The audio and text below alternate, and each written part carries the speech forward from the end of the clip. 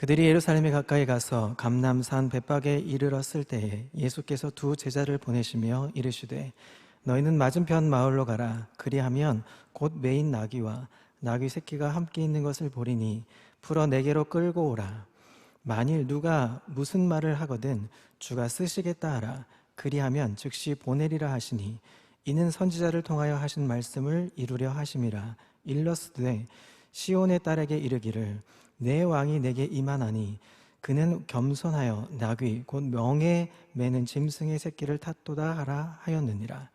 제자들이 가서 예수께서 명하신 대로 하여 나귀와 나귀 새끼를 끌고 와서 자기의 겉옷을 그 위에 얹음에 예수께서 그 위에 타시니 무리의 대다수는 그들의 겉옷을 길에 펴고 다른 이들은 나뭇가지를 베어 길에 펴고 앞에서 가고 뒤에서 따르는 무리가 소리 높여 이르되 호산나 다윗의 자손이여 찬송하리로다.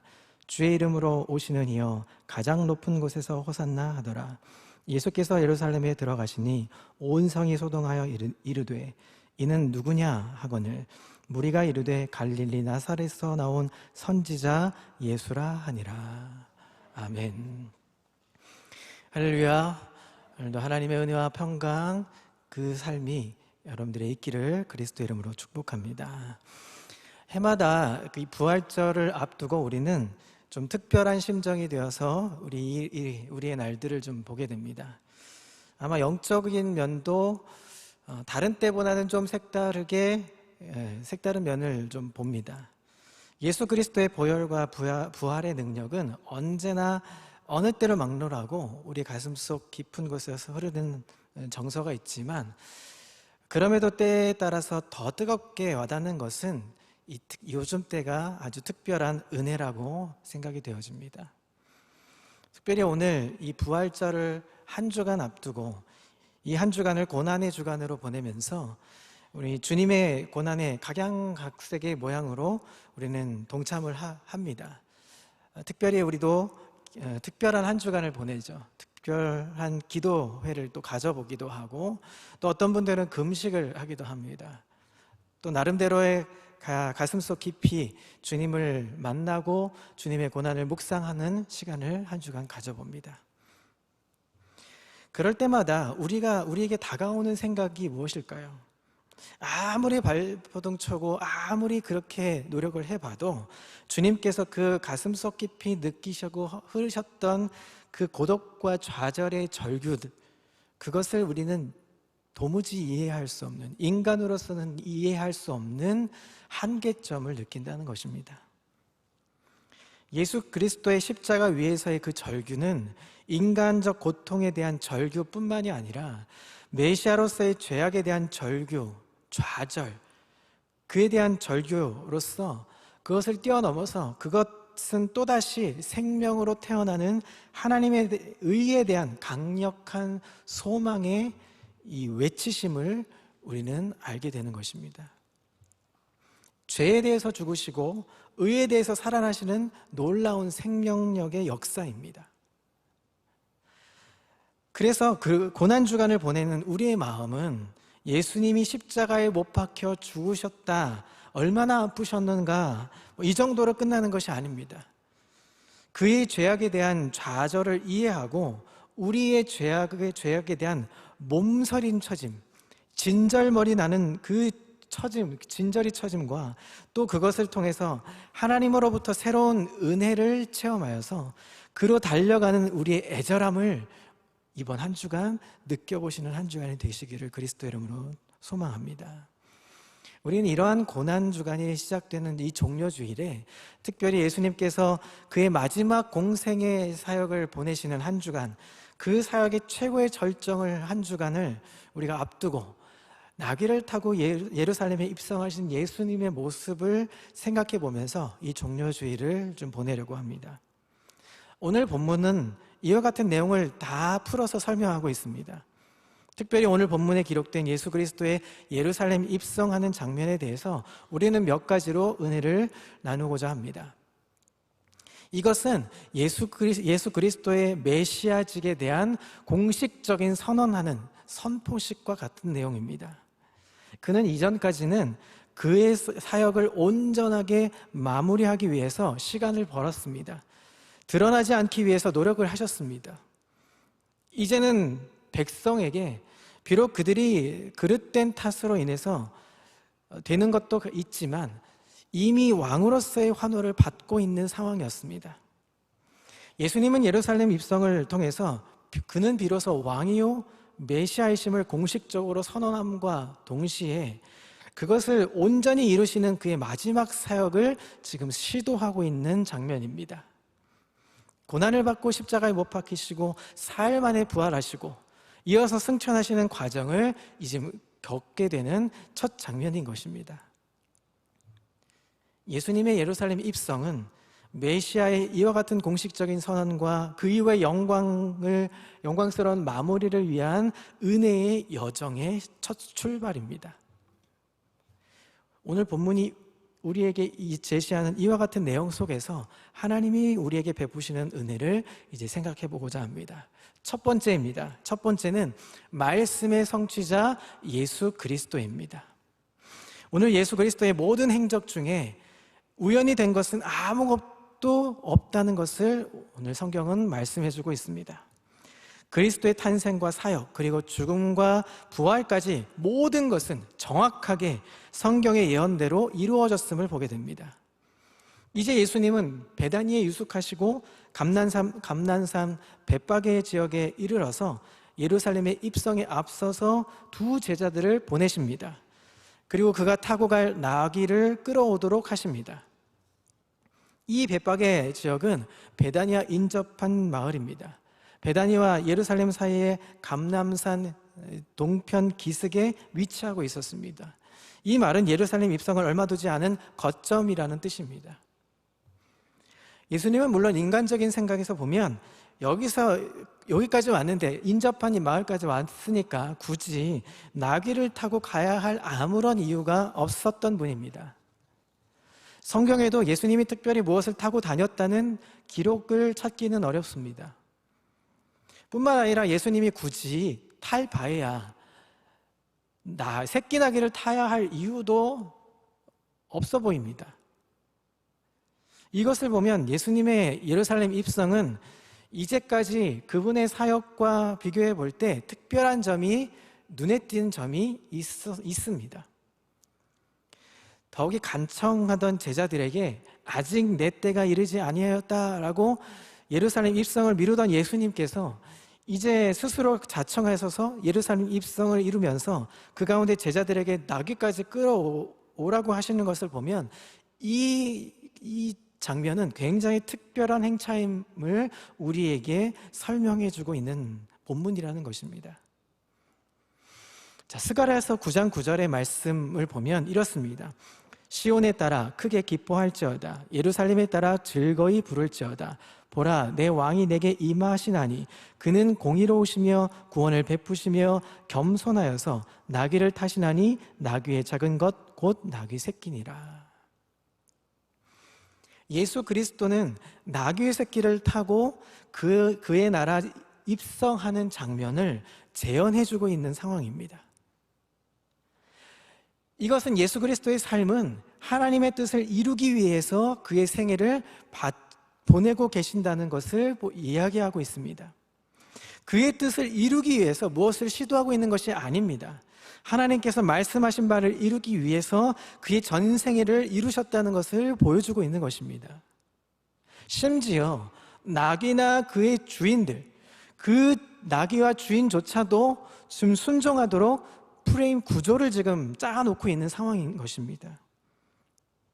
자, 그것은 말씀의 성취는 강제성을 띠고 있는 것이 아니라 수년한 이치로 완결되어지고 있는 것입니다.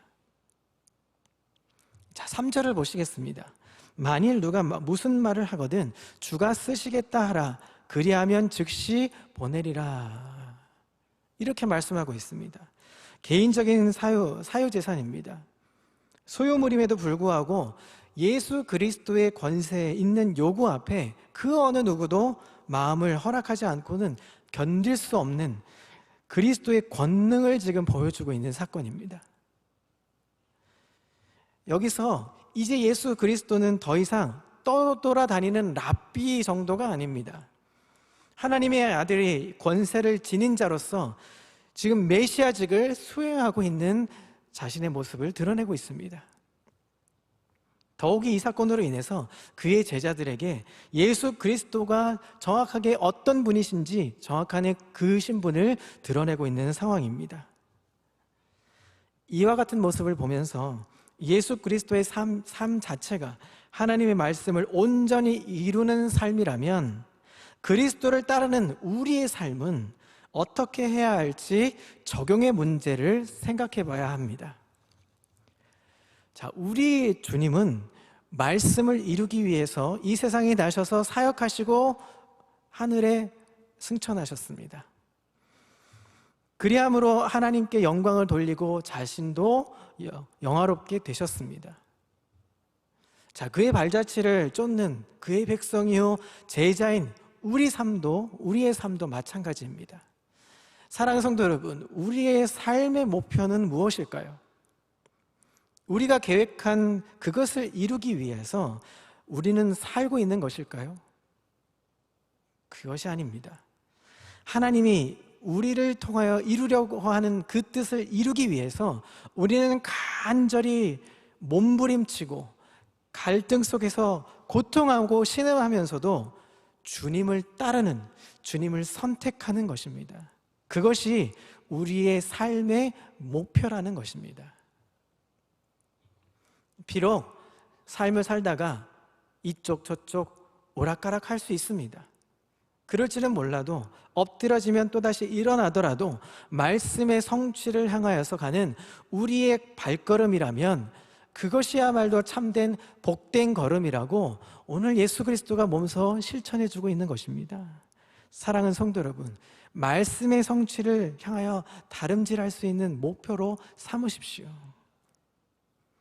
어차피 우리의 삶이란 연습이 없는 일회적인 삶입니다. 한 번 잘못했으면 그것을 지워서 다시 살아갈 수는 없는 삶입니다. 연습해 볼 수 있는 삶이라면 현재의 모습 자체가 내 삶의 자취로 그대로 남는 것이라면 우리는 가장 확실한 것에 우리는 올인 몸을 던져야 합니다. 이 세상의 모든 일 중에 가장 확실한 것이 무엇일까요? 인간의 생각과 경험에서 나오는 것, 이것으로 인해서 판단된 어떤 일을 여러분 그것으로 결정한다면 이건 너무나도 불완전하고 불확실할 것입니다. 인간의 생각과 경험과 지혜는 제한적일 수밖에 없습니다. 더욱이 다른 이들의 말을 듣고 행하는 것 역시 불완전합니다. 왜냐하면 그 사람이 나를 책임져 줄 수 없기 때문이죠. 남들이 하는 대로 하는 것도 마찬가지입니다. 진리는 항상 다수결로 결정되는 것이 아니기 때문입니다. 우리에게 그래도 보장이 있는 것이라면 하나님의 말씀의 뜻대로 살아갈 때 그 하나님의 말씀이 우리에게 지지하고 보장해주는 바가 가장 확실하다는 것을 여러분 우리는 알아야 합니다. 성경 자체를 믿지 않는다면 뭐 더 할 말은 없겠지만 성경이 하나님의 말씀을 믿도록 성령의 역사하심을 적어도 체험한 사람이라면 우리는 그 말씀을 이루는 삶, 하나님을 따라가는 삶, 하나님의 뜻을 쫓아가는 삶이 되어야 할 줄 믿습니다.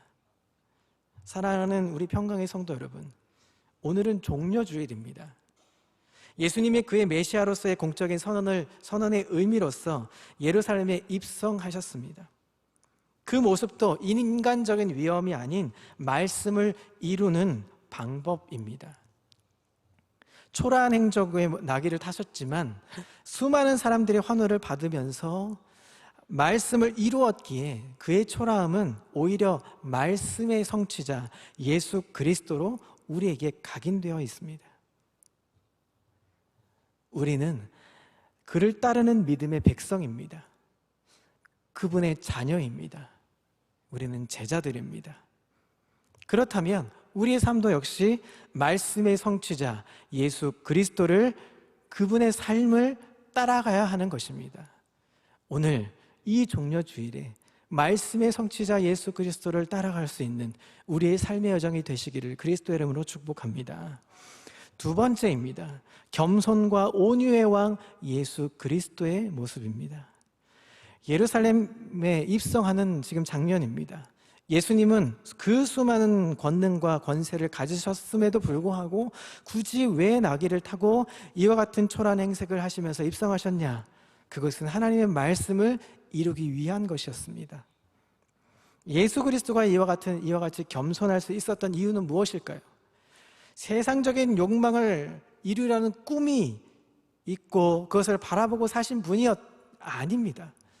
그것은 하나님의 뜻을 이루려는 것이었기 때문에 그의 꿈 전체가 다 하나님을 향한 것이었습니다. 예수 그리스도의 겸손과 온유는 겸손해지려고 또 온유해지려고 하시는 의도에서 나온 것이 아니라는 말씀입니다. 자연스럽게 그분이 가야 할 길을 묵묵하게 가셨기 때문에 그 결과가 겸손과 온유가 품겨져 났던 것입니다. 우리도 겸손해야지, 온유해져야지, 그래서 온유해지고 겸손해지는 것이 아닙니다. 오히려 의식적으로 우리가 외형적인 겸손과 온유를 우리가 어거지로 우리가 하려고 생각했다면 오히려 외식에 빠질 수가 있습니다. 그 상태로 인해서 우리는 더 심각하게 심리적인 핍박과 폐해가 만들어질 수밖에 없습니다. 자, 그러면 어떻게 해야 할까요? 예수님의 모습을 한번 보십시오. 예수님의 겸손은 의도적 행위의 결과가 아닙니다. 하나님의 뜻을 이루기 위해서 애쓰신 결과 나타난 그냥 부산물적인 모습입니다. 예수님은 겸손해야지 이렇게 작정하고 겸손해진 것도 아닙니다. 하나님의 뜻을 이루려 했기 때문에 그 결과적으로 겸손까지 겸비해 놓으신 것입니다. 무엇일까요? 자체적으로 예수님 자체가 겸손이라는 겁니다. 온유라는 것입니다. 예수님 성품 자체가 겸손과 온유라는 것입니다. 하나님의 뜻이 무엇입니까? 낮아짐으로 높아지는 것입니다. 죽어짐으로 살아나는 것입니다. 오히려 죽어짐으로 죽음을 이기는 것입니다. 그는 이전에 예루살렘을 정복했던 여러 정복자처럼 당당하게 백마를 타고 전승의 환호를 누리며 그 환호를 받으시면서 입성할 수도 있었을 것입니다. 왜냐하면 많은 군중들이 따랐기 때문이죠. 그러나 우리 주님은 그렇게 하지 않으셨습니다. 새끼 나귀를 타고 온유와 겸손으로 입성하셨습니다. 이건 역시 하나님의 뜻을 따르는 그것뿐이었음에도 불구하고 결과는 어떻습니까? 온유와 겸손의 왕으로 불려졌던 것입니다. 이것은 마태복음 20장 20절부터 24절까지의 기록의 모습처럼 메시아의 왕국이 도래할 때 더 높은 지위를 획득하려고 암투를 벌이던 제자들의 모습과는 너무나 판이하게 다른 모습입니다. 마태복음 20장 20절입니다. 그때에 세베대의 아들의 어머니가 그 아들들을 데리고 예수께 와서 절하며 무엇을 구하니 예수께서 이르시되 무엇을 원하느냐 이르되 나의 이 두 아들을 주의 나라에서 하나는 주의 우편에 하나는 주의 좌편에 앉게 명하소서. 예수께서 대답하여 이르시되 너희는 너희가 구하는 것을 알지 못하는도다. 내가 마시려는 잔을 너희가 마실 수 있느냐? 그들이 말하되 할 수 있나이다. 이르시되 너희가 과연 내 잔을 마시려니와 내 좌우편에 앉는 것은 내가 주는 것이 아니라 내 아버지께서 누구를 위하여 예비하셨든지 그들이 얻을 것이니라. 10 제자가 듣고 그 두 형제에 대하여 분이 여기거늘. 제자들과 예수님의 모습이 완전히 차이가 납니다. 제자들은 자신의 뜻을 이루려고 했습니다. 반대로 예수님은 하나님의 뜻을 이루려고 하는 것이었습니다. 그러니 예수님은 다른 사람에게 전혀 위축되거나 초라하다고 생각할 필요도 없었고 또 자랑할 필요도 없었습니다. 왜냐하면 순전히 하나님의 뜻을 이룰 뿐이고 그것이 내적 평안과 기쁨이 가득 찬 모습으로 걸어가셨기 때문입니다. 그리고 그것이 외적으로 겸손과 온유의 모습으로 드러나셨던 것입니다.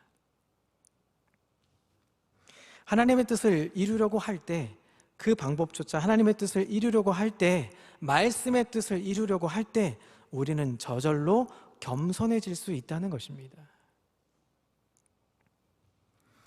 예수님은 또 왜 겸손과 온유의 종이 되셨을까요? 오늘 본문은 전체적인 내용 속에 이것을 시사해 줍니다.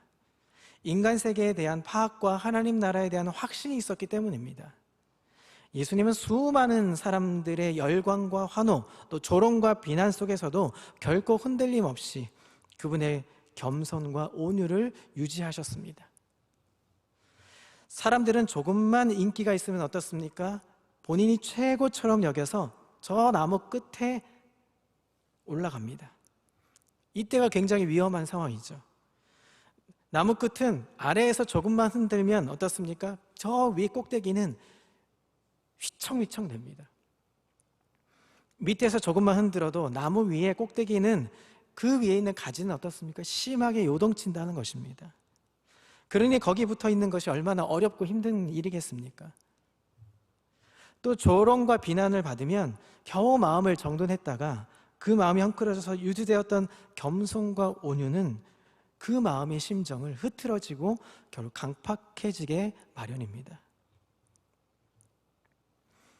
그렇다면 도대체 그럼에도 예수 그리스도가 이와 같은 온유와 겸손의 왕이 될 수 있었던 이유가 무엇이겠습니까? 예수님은 인간 세계, 또 인간의 심정에 대한 정확한 판단과 평가를 가지고 계셨습니다. 우리 인간은 원래 전적 부패의 모습을 가지고 있었기에 하나님의 뜻을 온전히 따를 수 없는 존재입니다. 예수 그리스도 안에 구원을 받은 자들이지만 그리스도의 형상을 통하여서 의와 진리, 거룩의 형상을 회복하기는 했지만 어떻습니까?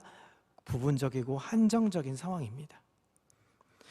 그것이 온전해지는 날은 그리스도께서 다시 이 땅으로 재림하셔서 그와 더불어서 영원한 낙을 누리는 것이 그때 온전해지는 구원의 완성이 되는 날입니다. 그러니까 환호와 열광, 또 조롱과 비난도 그들의 모든 전체적인 정서를 한 번에 다 대변할 수는 없는 상황인 것입니다. 환호하는 그 뒷면에는 이기적인 계획과 야심이 도사리고 있었습니다. 또 조롱과 비난 뒤에는 나약하고 두려워하는 인간의 연약한 속성도 있었다는 것입니다. 그러니 환호와 영광, 또 그것이 전부가 아닙니다. 또 비난과 조롱도 그들의 전부가 아닌 순간적인 감정의 표현이라는 것입니다. 따라서 환호에 대하여 높아질 필요도 없고 비난에 대하여 또 낙심할 필요도 없고 평상심을 이렇게 유지하고 있을 때 겸손과 온유를 끝까지 유지할 수 있는 것입니다. 예수님은 이 평상심을 유지하심에도 불구하고 고독하고 힘든 모습들이 종종 성경에 나옵니다. 여러분, 여우도 굴이 있고 공중에 나는 새도 깃들일 둥지가 있는데 인자는 머리 둘 곳이 없다 하는 예수님의 말씀을 아시죠? 예수님의 인간적인 고독의 모습을 드러내고 있습니다. 예수님도 인성을 지닌 분이시기 때문에 때론 이렇게 고독하신 상황이 있습니다. 하물며 우리 인간들은 어떻겠습니까? 외로워서 그 마음을 모두 채워주리라 환호해 보기도 하고 또 스스로 이루지 못하는 이 공허감 때문에 그 채우고 싶은 마음 때문에 또 낙심되어서 격렬한 비난도 하기도 하지 않겠습니까? 환호하는 이도 또 비난하는 이도 모두가 가엾은 인간의 모습이라는 것입니다. 그러니 주님께서는 환호하는 이도 또 그리고 비난하는 사람들도 똑같이 사랑할 수 있는 것은 그들의 심적인 내부를 들여다보고 꿰뚫고 있기 때문입니다. 모두가 불쌍한 것들의 나약한 심정으로 인해서 이루어낸 외적인 표현이기 때문이죠. 거기에 대해 우리 주님은 하나님 나라에 대한 분명한 확신이 있었기 때문에, 그래서 하나님의 뜻을 순종할 수 있었고, 스쳐가는 현상에 대해서 마음을 연연하지도 않으셨고, 끝까지 하나님의 뜻을 이룰 수 있었습니다. 그러니 그는 흔들리지 않고 겸손하고 온유한 마음으로 그 뜻을 이루었다는 것입니다. 사랑하는 성도 여러분, 온유와 겸손케 되기를 그리스도의 이름으로 축복합니다. 온유해져야겠다, 겸손해져야겠다, 노력해서 얻어지는 것이 아니라 하나님의 뜻을 이루다 보니까, 하나님의 뜻으로 살기를 노력하고 다짐하고 애써 보니까 나 스스로가 그렇게 온유해지고 겸손해질 수 있는 것입니다. 마지막입니다. 예수님이 말씀의 성취자로서 예수님이 이 땅에 오셨고, 또 예수님이 겸손과 온유를 주시는 왕으로서 이 땅에 오셔서 그 일들을 성취해 가시지만, 이제 인간의 모습은 어떤지, 육신의 욕구와 기대의 충족을 위해서 춤추는 인간들의 이 군상들의 모습을 보게 됩니다. 오늘 분명히 예루살렘 입성하시는 예수님을 보고 호산나 다윗의 자손이여 외치는 그들의 모습, 그들의 기대는 분명히 잘못된, 그릇된 기대였습니다. 예루살렘이란 도성은 한마디로 말해서 정치적인 도성이었습니다. 그곳을 손안에 넣으려는 수많은 갈등과 아픔이 있는 힘겨루기의 터전이었다는 것입니다. 예수님 이전에 수많은 정복자들이 있었습니다. 우리가 잘 아는 알렉산더 대제라는 유명한 정복자도 예루살렘을 정복했던 적이 있습니다. 예수님 당시에는 그 당시에 로마가 점령을 하고 있었습니다. 그들은 로마의 지배하에 핍박을 받고 있었던 상황이었습니다. 그러니 그들의 기대는 어떤 것이었냐? 당연히 누군가 지금 현재의 정복자를, 로마 정부를 능가할 만한 센 힘을 가진 혁명가, 그가 나타나 우리를 해방시켜 줄 것이야, 이런 마음이 가득했습니다. 정치, 경제, 세금, 빵 문제로부터 그들을 자유롭게 하는 정치와 경제, 문화적인 생활의 이 구속자, 메시아를 갈망했다는 것입니다. 그런 차에 한 인물이 짠하고 등장했죠. 병을 고칩니다. 귀신을 내어쫓습니다. 자연을 정복합니다. 풍랑을 잠잠케 하죠. 가는 곳마다 사람들을 몰고 다닙니다. 폭풍같이 사람들을 몰고 다니고 바람을 일으킵니다.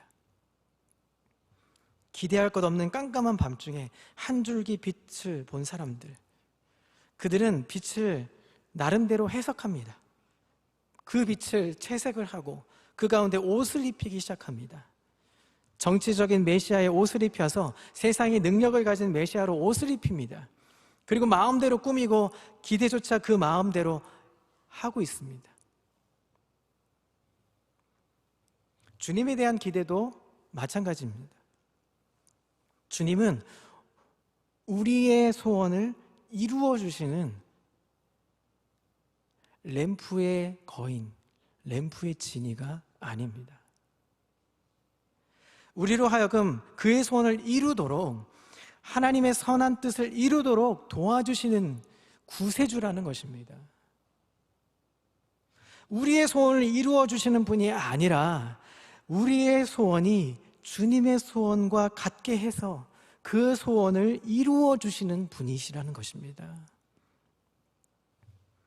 빵과 옷과 병을 해결해 주는 것이 그 목적이 아닙니다.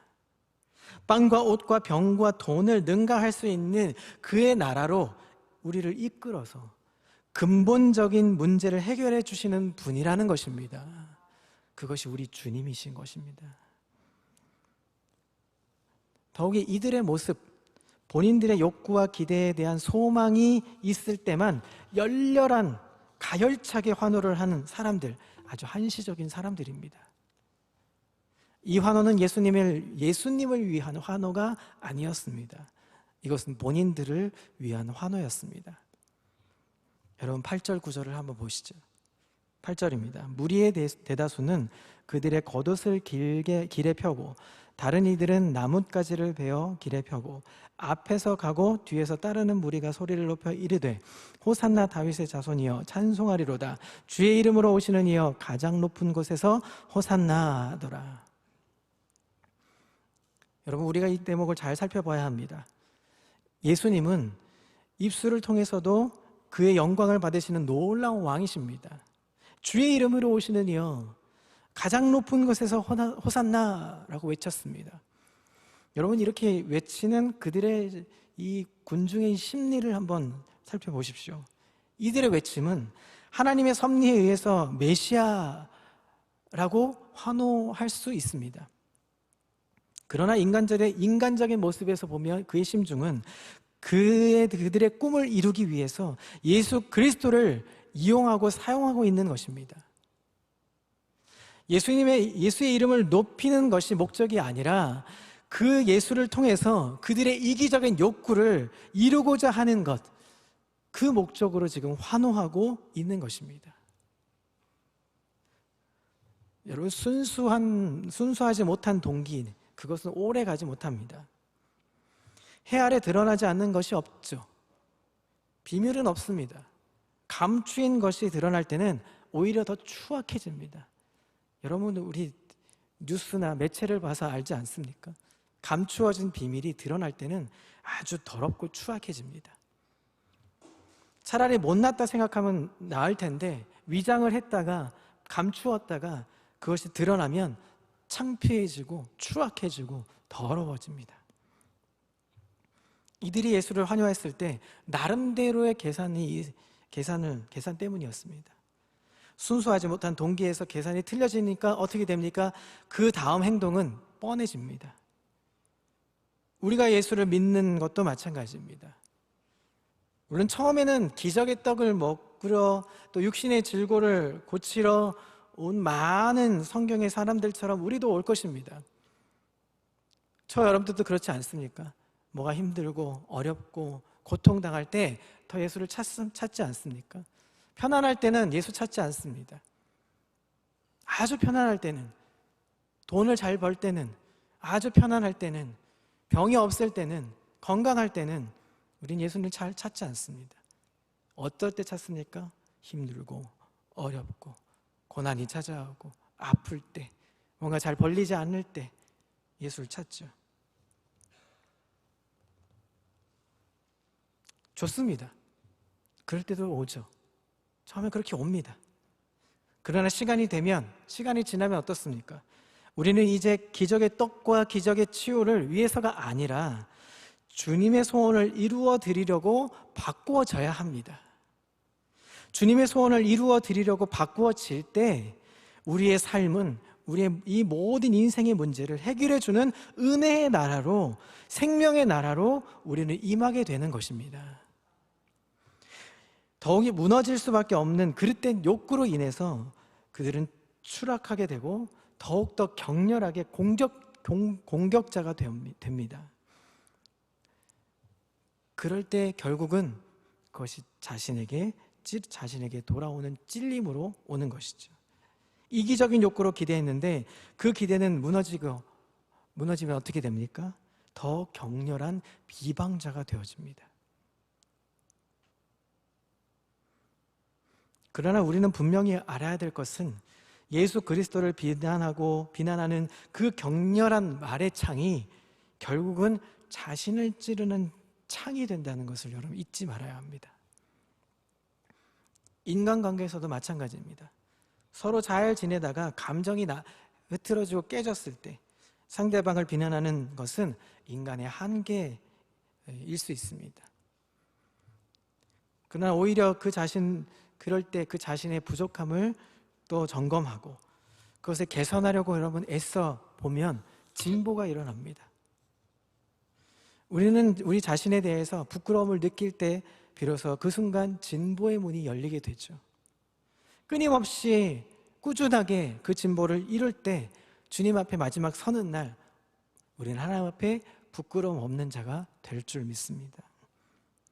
오늘 예루살렘 도성에서 예수님이 나귀를 타고 입성하시는 모습에 열광했던 백성들, 그들 나름대로의 이기적인 계산들이 있었습니다. 하지만 그것은 그릇된 예상, 잘못된 예상, 예수님을 통해서 그들의 꿈을 이루고자 하는 그 예수님의 뜻과는 전혀 관계없는 그런 기대였습니다. 깨질 수밖에 없죠. 그러니 그들은 깨진 꿈에 대한 보상 심리로 어떻게 바뀝니까? 격렬한 비난과 십자가에 못 박을 것을 외치는 폭도로 변하기 시작합니다.